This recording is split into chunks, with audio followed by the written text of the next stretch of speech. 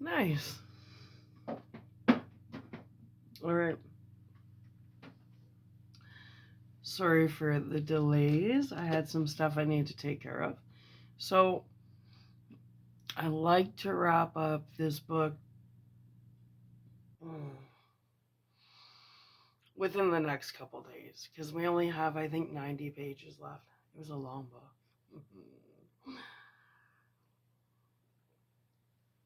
But I had stuff to deal with, so let's get to it. Stuff dealt with, let's get into it.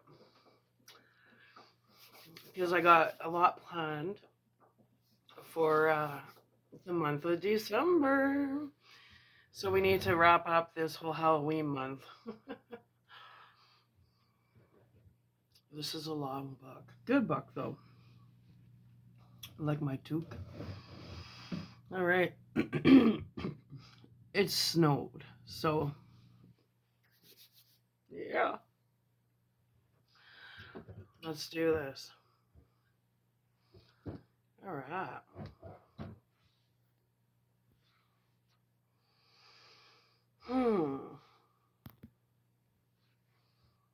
My cheeks are going red. The toque's warm. Okay, here we go. Are we on? Hello. Hello. Hello. Testing 1, 2, 3.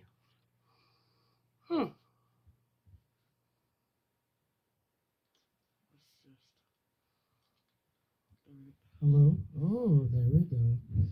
That sounds nice. Okay. Let's get into it.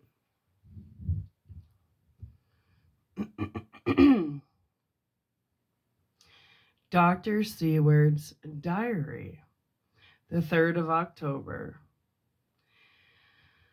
It feels so good to read again. I've been so busy.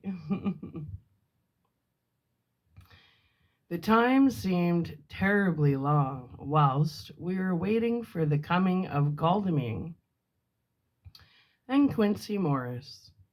The professor tried to keep our minds active by using them all the time. I could see his beneficent purpose by the side glances which he threw from time to time at Harker. The poor fellow is overwhelmed in a misery that is appalling to see.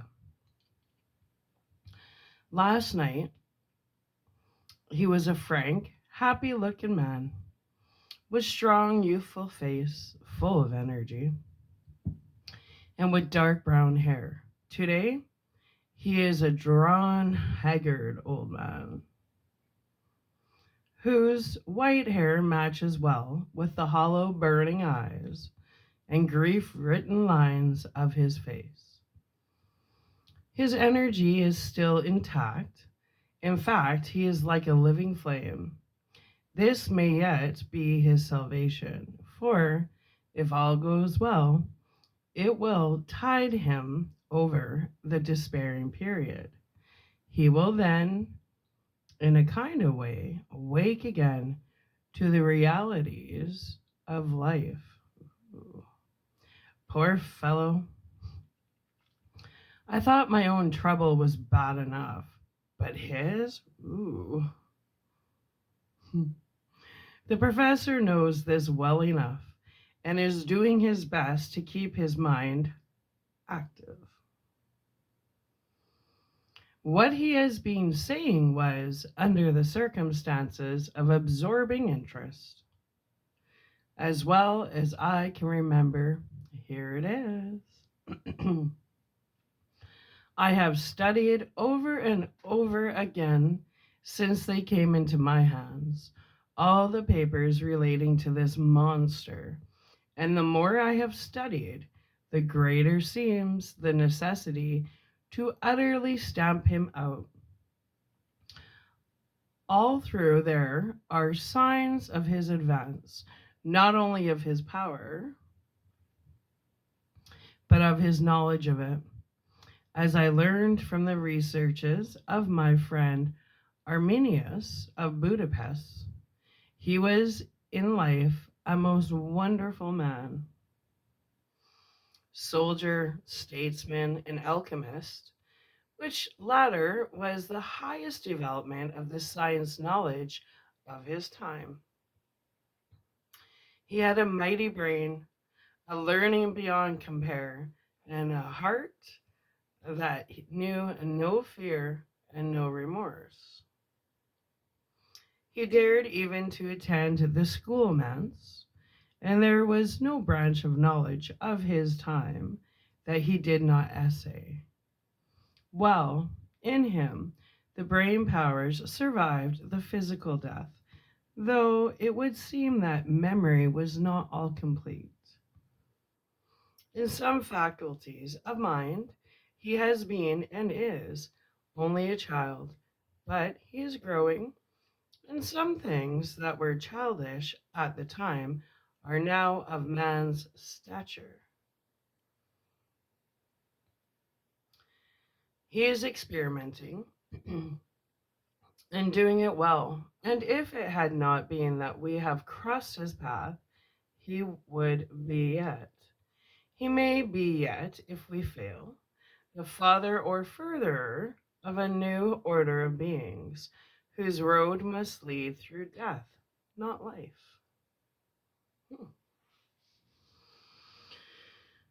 Harker groaned and said, "And this is all arrayed against my darling? But how is he experimenting? The knowledge may help us to defeat him. He has all along, since his coming, been trying his power, slowly but surely. That big child brain of his is working. Well, for us, it is, as yet, a child brain, for had he dared, at the first, to attempt certain things, he would long ago have been beyond our power. However, he means to succeed, and a man who has centuries before him can afford to wait and to go slow. Festina lente may well be his motto. I fail to understand, said Harker warily. Oh, do be more plain to me. Perhaps grief and trouble are dulling my brain. The professor laid his hand tenderly on his shoulder as he spoke.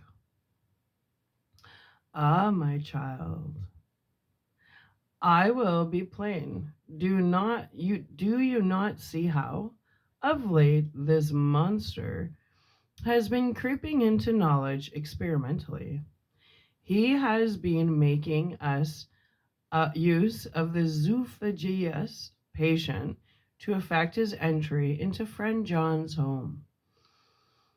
For your vampire, though it all afterwards He can come when he, how, or when and how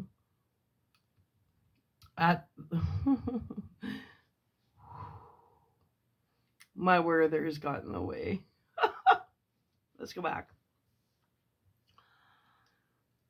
Let's go back to where it says Festina Lente may well be his motto. So let's discuss his motto. I fail to understand, said Harker wearily. Oh, do be more plain to me. Perhaps grief and trouble are dulling my brain. The professor laid his hand tenderly on his shoulder as he spoke. Ah, my child, I will be plain. Do you not see how, of late, this monster has been creeping into knowledge experimentally? How he has been making use of the zoologist's patient to effect his entry into friend John's home? For your vampire, though in all afterwards he can come when and how he will, must at the first make entry only when asked hereto by an inmate. But these are not his most important experiments. Do we not see how at the first all these so great boxes were moved by others? He knew not then, but that must be so. But all the time that so great child brain of his was growing, and he began to consider whether he might not himself move the box. So he began to help, and then, when he found that this be all right, he tried to move them all alone. And so he progressed, and he scattered these graves of him, and none but he know where they are hidden. He may have intended to bury them deep in the ground, so that he only use them in the night, or at such time as he can change his form, they do him equal well, and none may know these are his hiding place. But my child, do not despair. This knowledge come to him just too late. Already all of his lairs but one be sterilized as for him, and before the sunset this shall be so. Then he have no place where he can move and hide. I delayed this morning, that so we might be sure. Is there not more at stake for us than for him? Then why we not be even more careful than him? By my clock it is 1 hour, and already, if all be well, friend Arthur and Quincy are on their way to us. Today is our day. And we must go sure, if slow, and lose no chance. See? There are 5 of us when those absent ones return. Whilst he was speaking, we were startled by a knock at the hall door, the double postman's knock of the telegraph boy. We all moved out to the hall with one impulse, and Van Helsing, holding up his hand to us to keep silence, stepped to the door and opened it. The boy handed in a dispatch. The professor closed the door again, and after looking at the direction, opened it and read it aloud. Look out for D.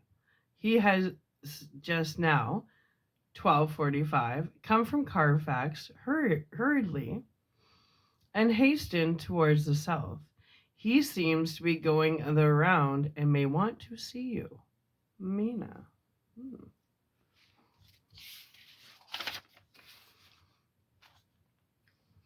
There was a pause, broken by Jonathan Harker's voice. Now, God be thanked, we shall soon meet. Van Helsing turned to him quickly and said, God will act in his own way and time. Do not fear, and do not rejoice as yet. For what we wish for at the moment may be our undoings. I care for nothing now, he answered hotly, except to white out his brute from the face of creation. I would sell my soul to do it. Oh, hush, hush, hush, my child, said Van Helsing. God does not purchase souls in this wise, and the devil, though he may purchase, does not keep faith. Isn't that true? But God is merciful and just and knows your pain and your devotion to that dear Madam Mina. Think you how her pain would be doubled? Did she but hear your wild words? Do not fear any of us. We are all devoted to this cause, and today shall see the end. The time is coming for action. Today, this vampire is limit to the powers of man. Until sunset, he may not change. It will take him time to arrive here. See, it is 20 minutes past 1, and there are yet some times before he can hither come. Be he never so quick. What we must hope for is that my Lord Arthur and Quincy arrive first. About half an hour after we had received Mrs. Harker's telegram, there came a quiet, resolute knock on the hall door. It was just an ordinary knock, such as is given hourly by thousands of gentlemen, but it made the professor's heart and mine beat loudly. We looked at each other and together moved out into the hall.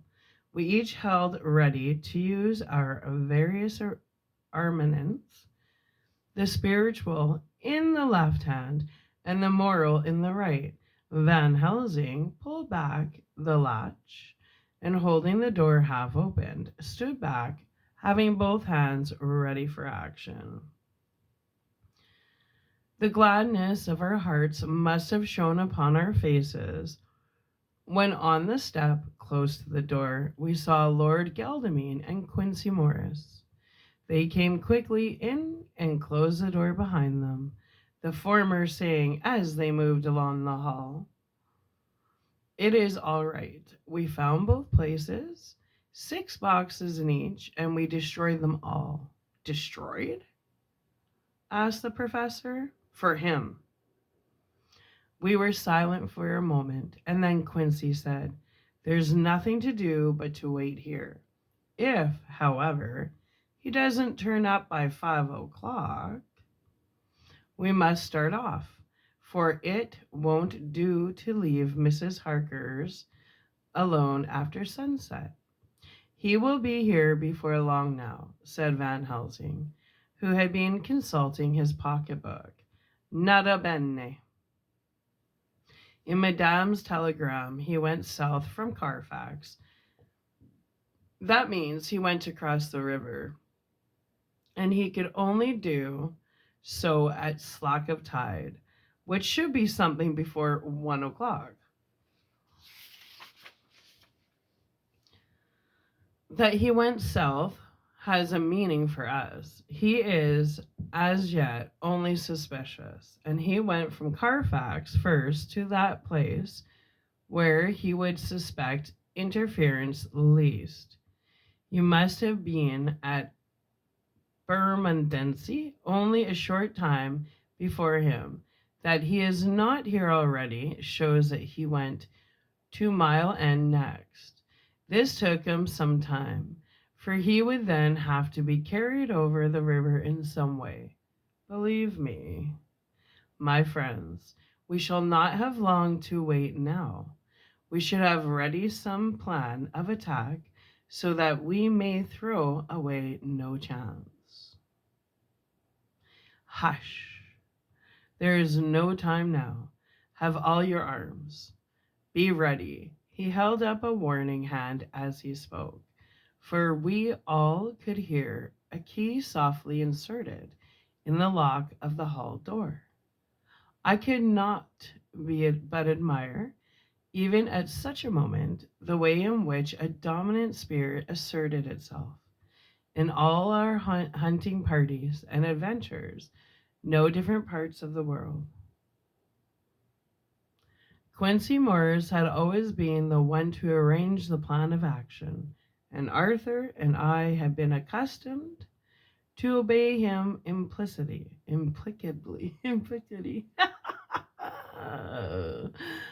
Now the old habit seemed to be renewed instinctively.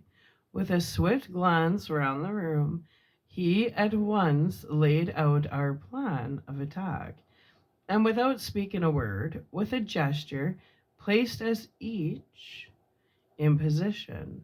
Van Helsing, Harker, and I were just behind the door, so that when it was open, the professor could guard it, whilst we two stepped between the incomer and the door. Geldermine behind and Quincy in front stood just out of sight, ready to move in front of the window. We waited in a suspense that made the seconds pass with a nightmare slowness. The slow, careful steps came along the hall. The Count was evidently prepared for some surprise. At least he feared it. Suddenly, with a single hound, he leaped into the room, winning away past us before any of us could raise a hand to stay him. There was something so panther-like in the movement, something so unhuman, that it seemed to sober us all from the shock of his coming. The first to act was Harker, who, with a quick movement, threw himself before the door leading into the room in the front of the house. As the Count saw us, a horrible sort of snarl passed over his face, showing his eye teeth long and pointed, but the evil smile as quickly passed into a cold stare of lion-like disdain. His expression again changed, as with a single impulse we all advanced upon him.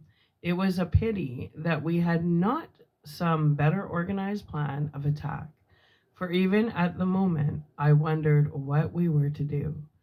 I did not myself know whether our lethal weapons would avail us anything.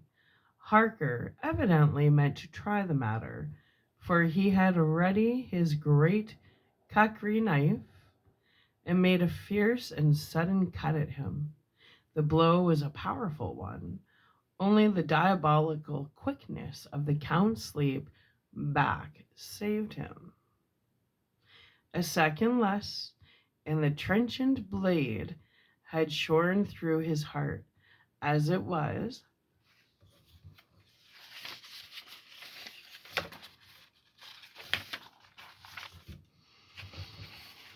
hmm,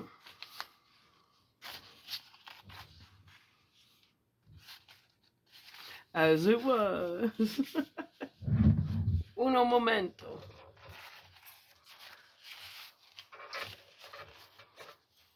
Okay. As it was, the point just cut the cloth of his coat, making a wide gap whence a bundle of banknotes and a stream of gold fell out. The expression of the Count's face was so hellish that for a moment I feared for Harker, though I saw him throw the terrible knife aloft again for another stroke. Instinctively, I moved forward with a protective impulse, holding the crucifix and water in my hand. I felt a mighty power fly along my arm, and it was without surprise that I saw the monster cower back before a similar movement, made spontaneously by each one of us. It would be impossible to describe the expression of hate and baffled malignity, of anger and hellish rage, which came from the Count's face. His waxen hue became greenish yellow by the contrast of his burning eyes, and the red scar on the forehead showed on the pallid skin like a palpitating wound. The next instant, with a strenuous dive, he swept under Harker's arm ere his blow could fail. Fall. And grasping a handful of the money from the floor, dashed across the room and threw himself at the window. Amid the crash and glitter of the falling glass, he tumbled into the flagged area below. Through the sound of the shivering glass, I could hear the ting of the gold, and some of the sovereigns fell on the flagging. We ran over and saw him spring unhurt from the ground, he rushing up the steps, crossed the flagged yard, and pushed open the stable gate. There he turned and spoke to us. Ooh. You think to baffle me, you, with your pale faces all in a row, like sheep in a butcher's.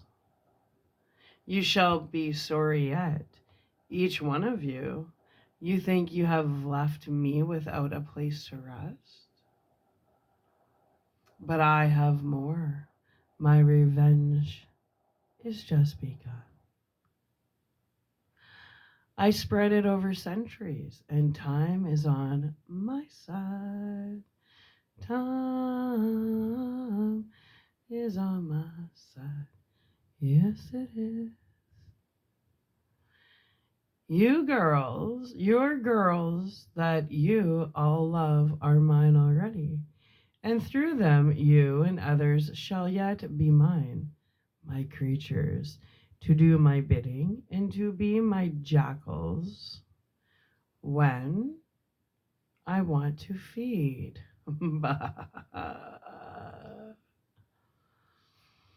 With a contemptuous sneer, he passed quickly through the door, and we heard the rusty bolt creak as he fastened it behind him. The door beyond opened and shut. The first of us to speak was the professor, as, realizing the difficulty of following him through the stable, we moved towards the hall. We have learnt something much. Notwithstanding his brave words, he fears us. He fear time. He fear want. For if not, why he hurries so? His very tone betray him, or my ears deceive. Why take that money? You follow quick. You are hunters of wild beasts, and understand it so. For me, I make sure that nothing here may be of use to him. If so, that he return. As he spoke, he put the money remaining in his pocket, took the title deeds in the bundle as Harker had left them, and swept the remaining things into the open fireplace, where he set fire to them with a match. Goldmine and Morris had rushed out into the yard, and Harker had lowered himself from the window to follow the Count. He had, however, bolted the stable door, and by the time they had forced it open, there was no sign of him. Van Helsing and I tried to make inquiry at the back of the house, but the mews was deserted, and no one had seen him depart. It was now late in the afternoon, and sunset was not far off. We had to recognize that our game was up. With heavy hearts, we agreed with the professor when he said, "Let us go back to Madame Mina. Poor, dear Madame Mina. All we can do just now is done, and we can there at least protect her. But we need not despair. There is but one more earth box, and we must try to find it. When that is done, all may yet be well. I could see that he spoke as bravely as he could to comfort Harker. The poor fellow was quite broken down. Now and again he gave a low groan which he could not suppress. He was thinking of his wife. With sad hearts, we came back to my house, where we found Mrs. Harker awaiting us, with an appearance of cheerfulness which did not honor to her bravery and unselfishness. When she saw our faces, her own became as pale as death. For a second or two, her eyes were closed, as if she were in secret prayer, and then she said cheerfully, "I can never thank you all enough. Oh, my poor darling." As she spoke, she took her husband's gray head in her hands and kissed it. "Lay your poor head here and rest it. All will yet be well, dear. God will protect us if he so will it in his good nint." The poor fellow only groaned. There was no place for words in his sublime misery. We had a sort of perfunctory supper together, and I think it cheered us all up somewhat. It was, perhaps, the mere animal heat of food to hungry people, for none of us had eaten anything since breakfast, or the sense of companionship may have helped us. But anyhow, we were all less miserable and saw the morrow as not altogether without hope. True to our promise, we told Mrs. Harker everything which has passed. And although she grew snowy white at times, when danger had seemed to threaten her husband, and red at others when his devotion to her was manifested, she listened bravely and with calmness. When we came to the part where Harker had rushed at the Count so recklessly, she clung to her husband's arm and held it tight, as though her clinging could protect him from any harm that might come. She said nothing, however, till the narration was all done, and matters had been brought right up to the present time. Then, without letting go her husband's hands, she stood up amongst us and spoke. "Oh, that I could give any idea of the scene, of that sweet, sweet good."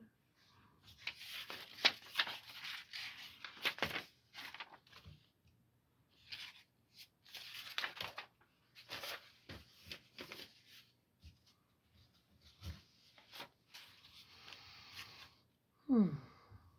Good, good woman in all the radiant beauty of her youth and animation, with the red scar on her forehead of which she was conscious, and which we saw with grinding of our teeth, remembering whence and how it came, her loving kindness against our grim hate, her tender faith against our fears and doubting.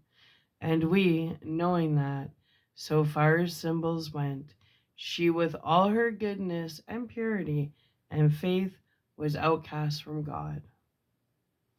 "Jonathan," she said, and the words sounded like music on her lips. It was so full of love and tenderness. "Jonathan, dear, and you all my true, true friends, I want you to bear something in mind through all this dreadful time. I know that you must fight, that you must destroy, even as you destroyed the false Lucy, so that the true Lucy might live hereafter, but it not a work of hate. The poor soul who has wrought all the misery in the saddest case of all.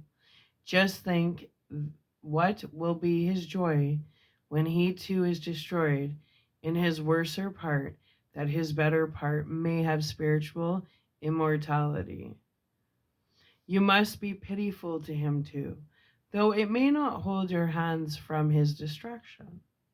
As she spoke, I could hear her husband's face darken and draw together, as though the passion in him were shriveling his being to its core. Instinctively, the clasp on his wife's hand grew closer, till his knuckles locked white. She did not flinch from the pain, which I knew she must have suffered, but looked at him with eyes that were more appealing than ever. As she stopped speaking, he leaped to his feet, almost tearing his hand from hers as he spoke. May God give him into my hand, just for long enough to destroy that earthly life of him, which we are aiming at.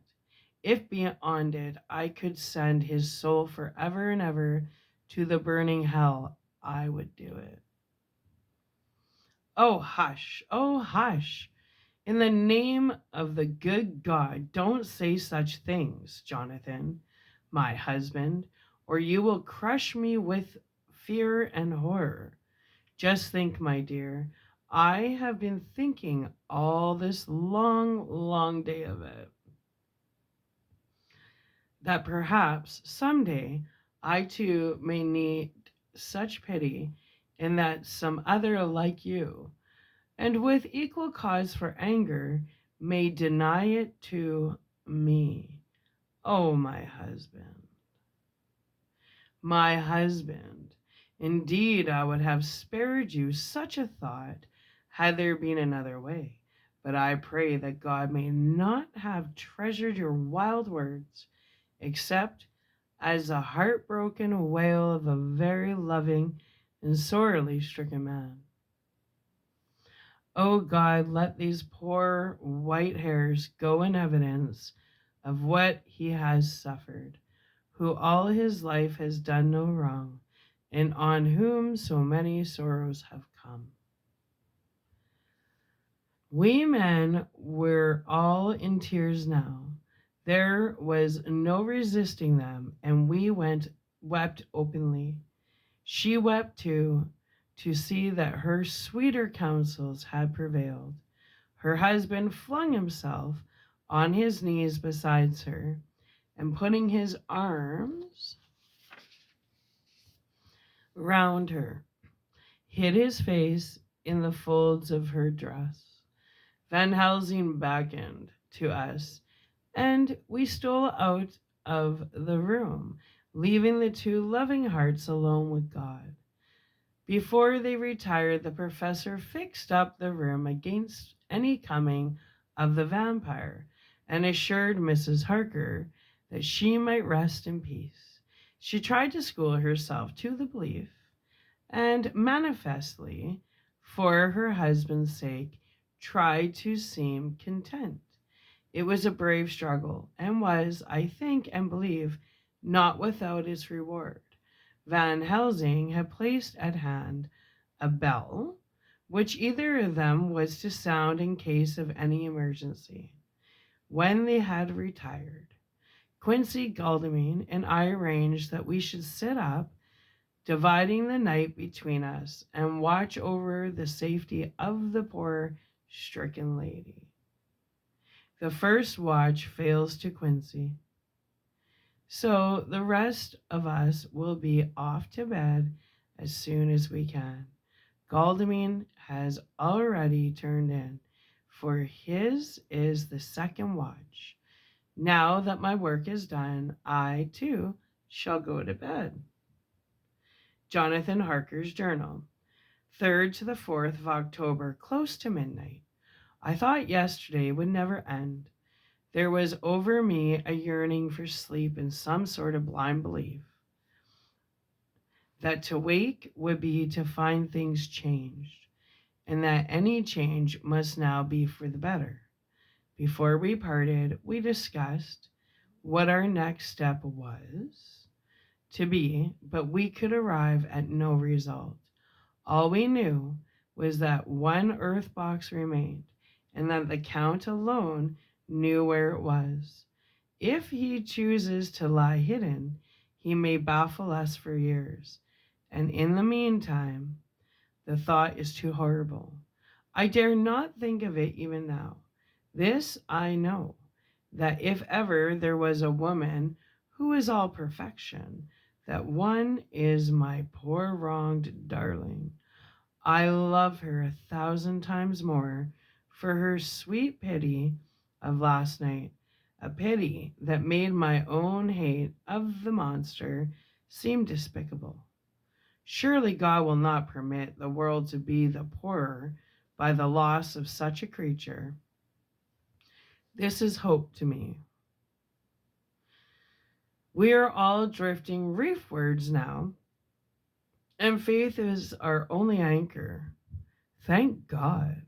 Mina is sleeping, and sleeping without dreams.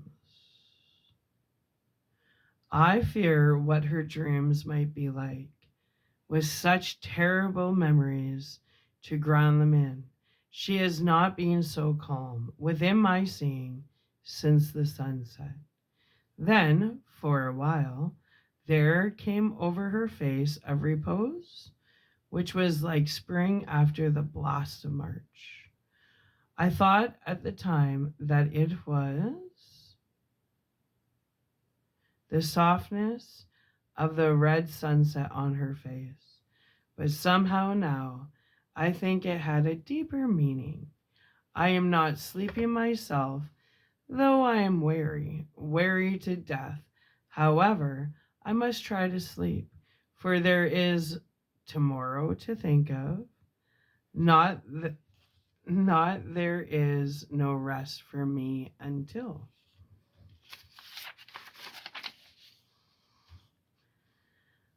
Later, I must have fallen asleep, for I was awakened by Mina, who was sitting up in bed with a startled look on her face.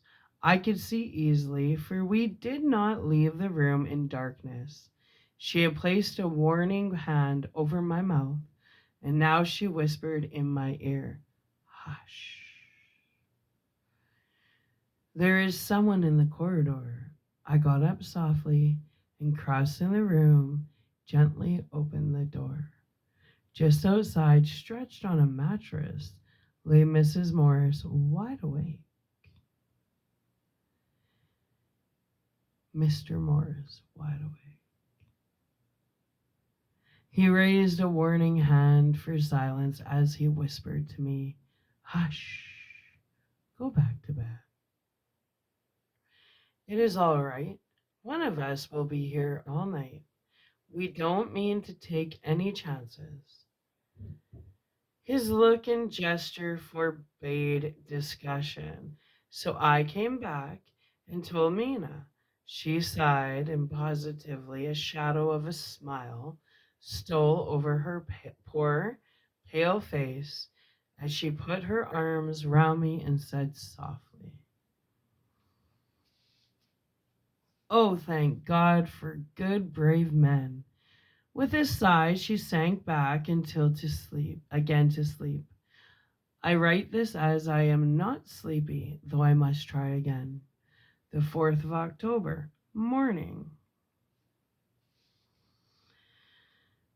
Once again, during the night, I was awakened by Mina. This time we had all had a good sleep, for the gray of the coming dawn was making the windows into sharp oblongs, and the gas flame was like a speck rather than a disk of light.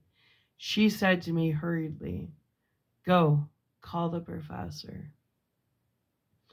I want to see him at once." "Why?" I asked. "I have an idea. I suppose it must have come in the night and matured without my knowing it. He must hypnotize me before the dawn, and then I shall be able to speak. Go quick, dearest. The time is getting close." I went to the door. Dr. Seward was resting on the mattress, and seeing me, he sprang to his feet. "Is anything wrong?" he asked in alarm. "No," I replied, "but Mina wants to see Dr. Helsing at once." 2 or 3 moments later, Van Helsing was in the room in his dressing gown, and Mrs. Morris and Lord Godalming were with Dr. Seward at the door asking questions. When the professor saw Mina, a positive smile, ousted the anxiety of his face. He rubbed his hands as he said, "Oh, my dear Madame Mina." As of old, back to us today. Then turning to her, he said cheerfully, "And what am I to do for you? For at this hour you do not want me for nothings. I want you to hypnotize me." She said, "Do it before the dawn, for I feel that I can speak, and speak freely. Be quick, for the time is short." Without a word, he motioned her to sit up in bed.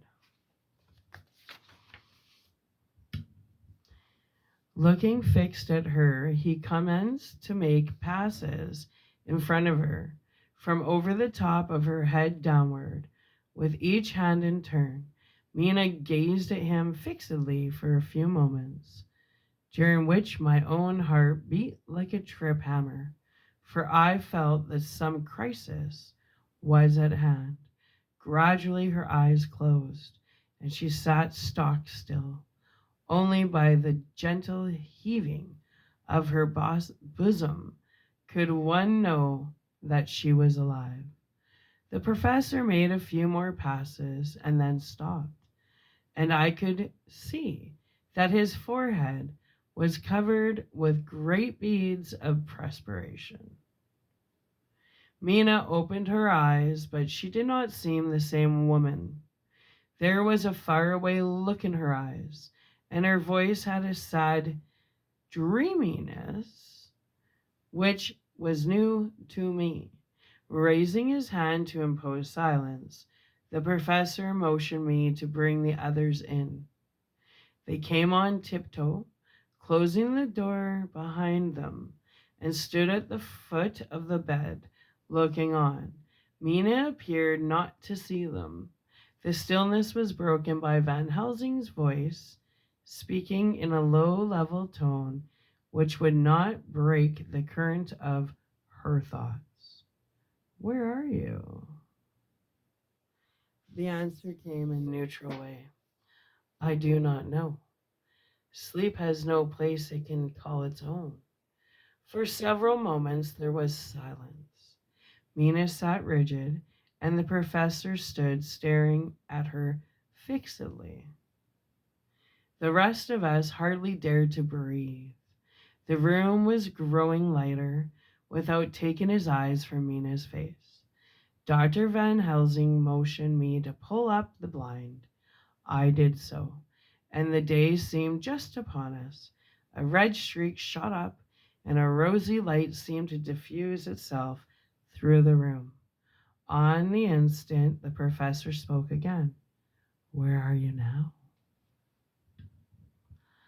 The answer came dreamily, but with intention. It was as though she were interrupting something. I have heard her use the same tone when reading her notes. "I do not know. It is all strange to me." "What do you see?" "I can see nothing. It is all dark." "What do you hear?" I could detect the strain in the professor's patient's voice. "The lapping of water. It's gurgling by, and little waves heap. I can hear them on the outside." "Then you are on a ship?" We all looked at each other, trying to glean something each from the other. We were afraid to think. The answer came quick. "Oh, yes." "What else do you hear?" "The sound of men stamping overhead as they ran about. There is the creaking of a chain, and the loud tinkle as the check of the captain falls into the ratchet."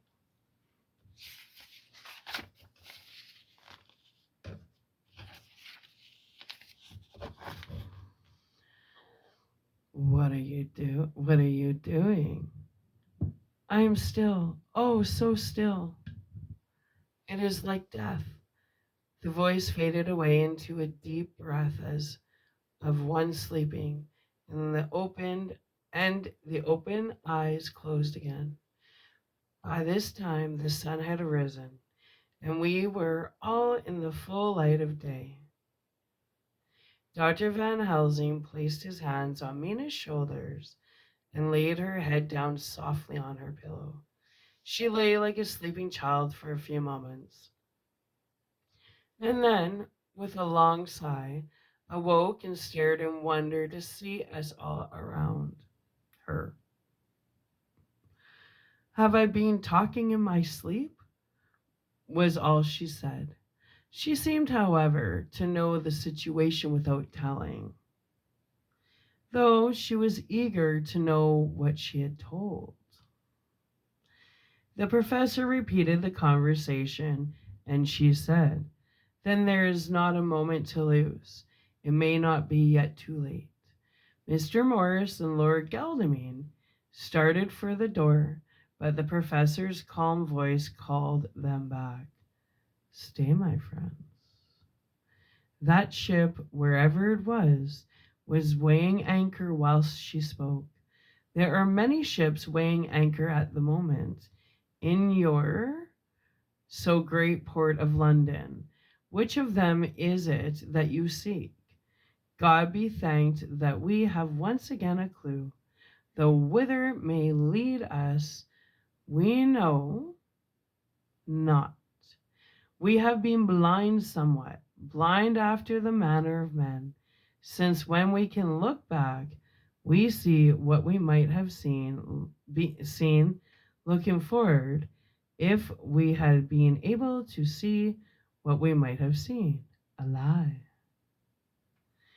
But that sentence is a puddle, is it not?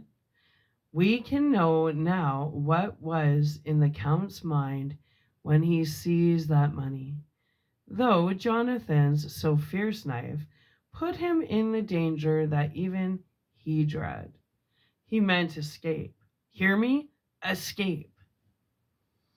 He saw that with but one earth box left, and a pack of men following like dogs after a fox, this London was no place for him.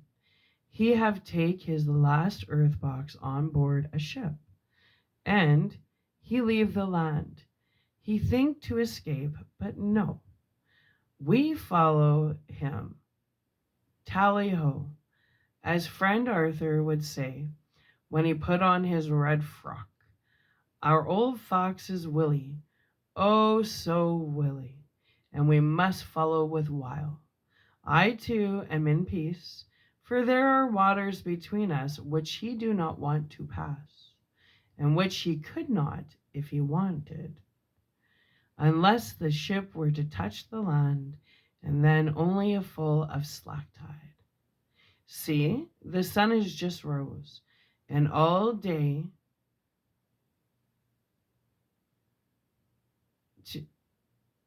to sunset it is to us. What the hell? Let's do this again. I am to Willie, and I think his mind in a little while.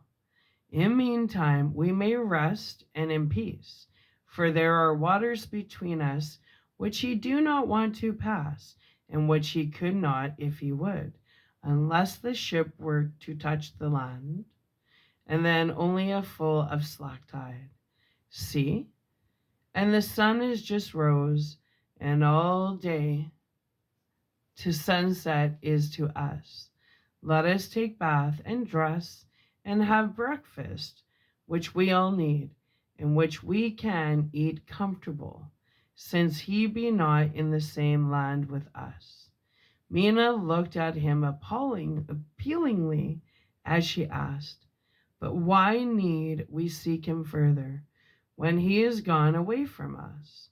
He took her hand and patted it as he replied, "Ask me nothing as yet. When we have breakfast, then I answer all questions." He would say no more, and we separated to dress. After breakfast, Mina repeated her question. He looked at her gravely for a moment and then said sorrowfully, "Because, my dear, dear Madame Mina, no more than ever must we find him, even if we have to follow him to the jaws of hell." She grew paler as she asked faintly, "Why?" "Because," he answered solemnly, "we can live for centuries, and you are but mortal woman. Time is now to be dreaded, since once he put that mark upon your throat.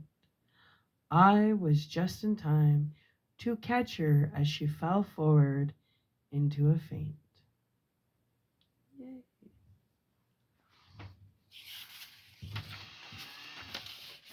Getting so good. I love this movie. I love this movie. And the book is very similar to the movie, which makes it nice. Okay.